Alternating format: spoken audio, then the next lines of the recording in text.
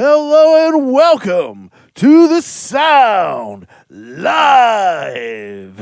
My name is Matthew and I am your host. Today I have special guests, Kyle Walz and Jennifer Valaquette.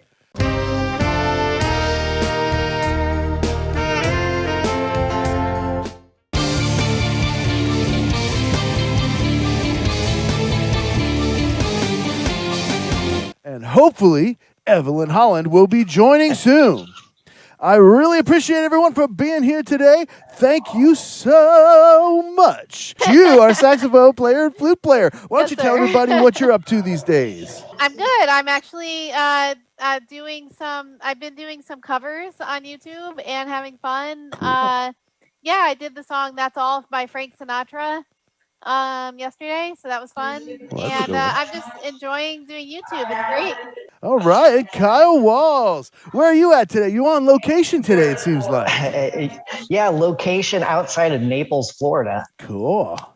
No way. Yeah. That's so cool. I'm from Fort Myers originally, so. Oh, cool. Well, not originally, but like I'm from Connecticut, and then I moved to Fort Myers, so it's a whole thing. Close enough. We understand. Yeah, that's awesome. Right on. So I heard you had a Florida gig, man. That's cool. Tell me about it. Yeah, set up an acoustic only gig. So I got down here and rented an acoustic guitar. I brought a tambourine, and it was weird going through security with a tambourine and stuff, but the security checked some CDs I brought because I brought some merch just in case. But yeah, played last Thursday outside. It was like 1,000,000 degrees, so I lost 20 pounds sweating. And finally, popping in just a little bit late, but just in time, we have the always awesome Evelyn Holland. Evelyn is a singer-songwriter. Why don't you just really briefly, Eve, tell us what you've been up to in the last couple of days or this week? I mean, I actually did put together a new tune. Cool. Still no lyrics. I think that's gonna be something I'm gonna have to like sit down for a week or so and just go through all the songs and write it out, because it's not really coming. But I'm fine. I'm definitely fine along the set of songs I'm gonna release. Cool. Kyle, why don't you introduce your pick for us all? Okay, so this is Too Many ZOOZ, and I'm pretty sure it's around 4-ish years ago, something like that, in my ASCAP newsfeed. It was something to the effect of, can you do this and still play saxophone at the same time, or any other instrument? And they're buskers in New York City, even though he plays around the world now. He's done, if you like this video, Matthew, there's one of a solo where he's playing, I think, somewhere in Canada. I'll have to look up to get the specifics. But anyway, usually they have a trumpet player. So in this specific video, we have Leo. He is the very visually iconic sax player and their drummer. And it's a weird mix of almost jazz and EDM, but they do it all with just a sax and a guy with drum and some blocks. It's cool. Ridiculously minimal, but so infectiously groovy. It's very cool. Right on. I'm looking forward to this, the Too Many ZOOZ. I feel like I've seen that sax player at least once, but I don't remember a drummer or a trumpet player. Maybe he has a video where like he's just going off in the subway by himself. I don't know. I feel like back at the music store in Florida, I feel like I might have had this be like one of the things that, you know, my boss was watching or something, and I popped in. I was like, hey, this guy seems pretty awesome, you know? Yeah, that subway makes the sax sound cool, doesn't it, you know? Oh, yeah. And all the tile and stuff, especially the drums. Yeah, and in this video, whenever I saw it, this was the first video I've seen of him, you know, because I've probably seen, you know, a couple dozen since, because it's just a lot of fun. Without further ado, Musicians Panel reacts to Too Many ZOOZ. Flightning live, New York City subway, without the trumpeter. Here we go.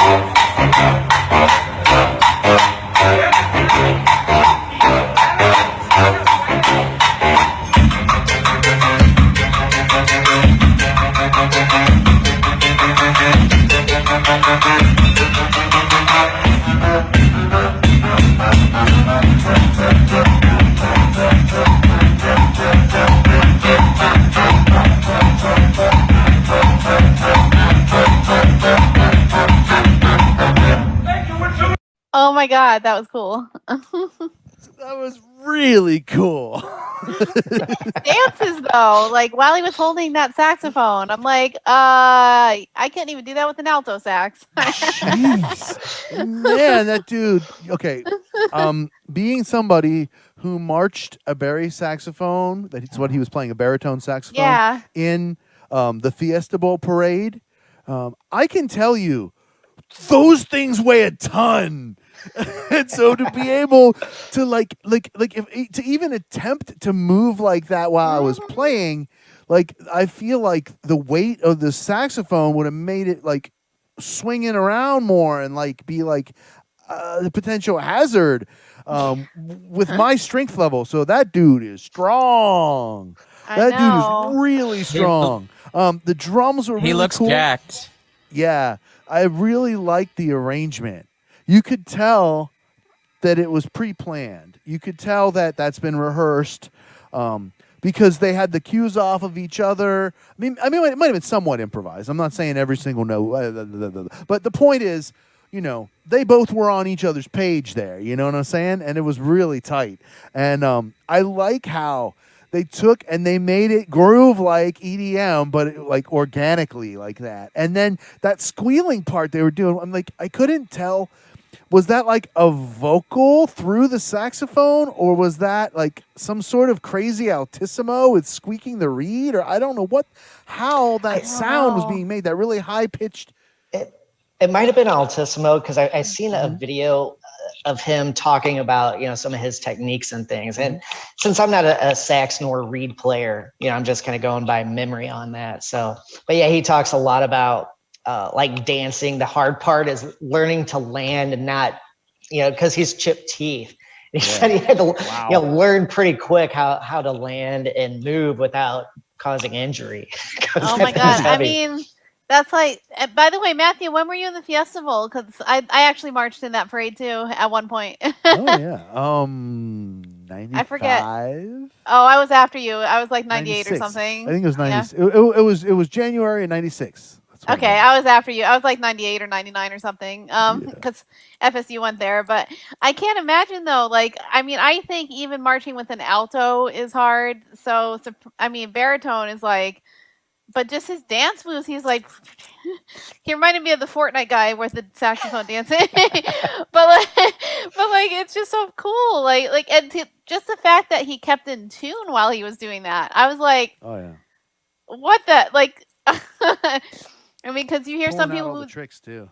yeah, like you hear some people move their saxophone and immediately like goes flat or immediately goes sharp. You know what I mean? Like that's hard. So kudos to him. That was pretty awesome. Right on. Yeah, that was just so much fun. Mhm. Yeah. Super fun. Super duper fun. Yeah, his riffs are so good. I mean, and stuff like that simple, you know, you can hear and go, oh, that's simple, but to make that up is really hard. You know, to have something that is just The dance. hits like that. Yeah.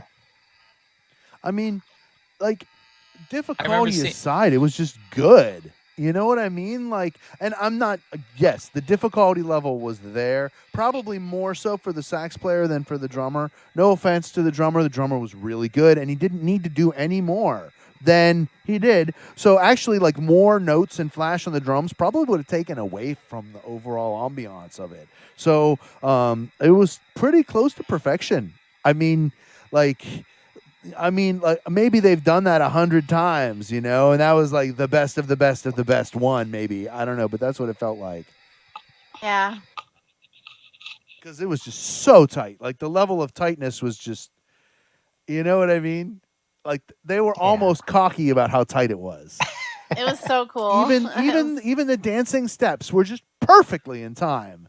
I You know, just perfectly in time. I really enjoyed that. Thank you so much for picking that, Kyle. Oh, that sure. was really cool. Definitely. Seems like it's calming down. Any more comments for Kyle there before we go on to the main attraction? I'm good.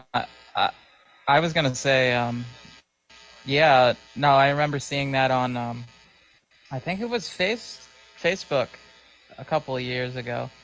I don't think they posted the whole video, but yeah, no, that's hello. Thank that you was for cool. subscribing. It was cool.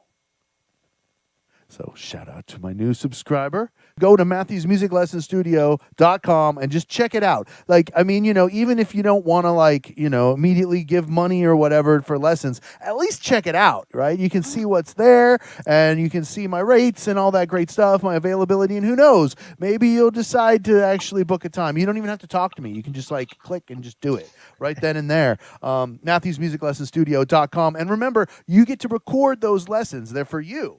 So, you know, I enable you to record on Zoom and then you just take it and you keep it, right? And so then you can retake that lesson. Think about that. It's your personal customized lesson. And then, you know, you go over it and over it and over and over it as many times as you want forever. It's yours. You paid for it. You get to keep it at MatthewsMusicLessonStudio.com. I told you all about supporting the channel at Patreon, Buy Me a Coffee, Venmo, and of course, LiberaPay, the awesome nonprofit. So, please make sure you check all that out. For Patreon, like I say, there's a brand new exclusive patron-only video every week. Every week. Patreon.com/MatthewsMusicLessonStudio. We'll see you all next time on the Sound Live.